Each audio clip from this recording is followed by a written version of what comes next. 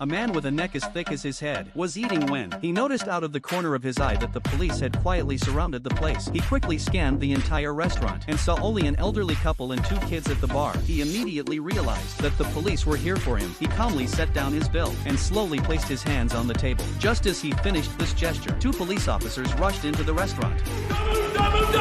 For Jack, subduing these 2 officers would have been a piece of cake, but he chose not to resist. It wasn't out of fear, but because, being new to the area, he needed to first understand the rules of this unfamiliar environment. After being taken to the station, a female officer named Rose tried to process his details, but Jack remained silent, only quietly observing everything around him. This behavior irritated the overweight chief. He angrily threatened to show Jack who was in charge. Just then, a detective appeared. He seemed much calmer and more rational, and took Jack to a separate room. The detective told him that a murder had occurred in the town last night. The victim was shot twice with 9mm bullets, close to the back of the head. After the murder, the killer not only took the shell casings, but also beat the body for a long time in a frenzy. Finally, using a flattened cardboard, they casually covered the body. This morning, a witness saw Jack, this big guy, walking near the body dump site. After hearing this, Jack, who had been silent for a while, finally spoke. "Because I didn't kill anybody.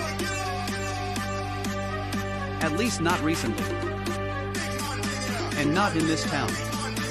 He then began to piece the case together clearly, and believed there were 3 people involved in the murder. The first was a marksman familiar with firearms, who was careful enough to use a silencer, and took the shell casings. The second was a deranged pervert. Only such a person would beat a corpse. Finally, there was a careless coward, who, afraid of the body being exposed, tried to cover it with cardboard, but was so flustered that he didn't even notice the feet sticking out. Although the detective agreed with Jack's reasoning, it still didn't explain why Jack was seen near the starting point. To this, Jack immediately responded that he had just gotten off at a nearby bus stop as a traveler who came to the town seeking its fame. He wanted to pay respects to a blind man who had passed away here.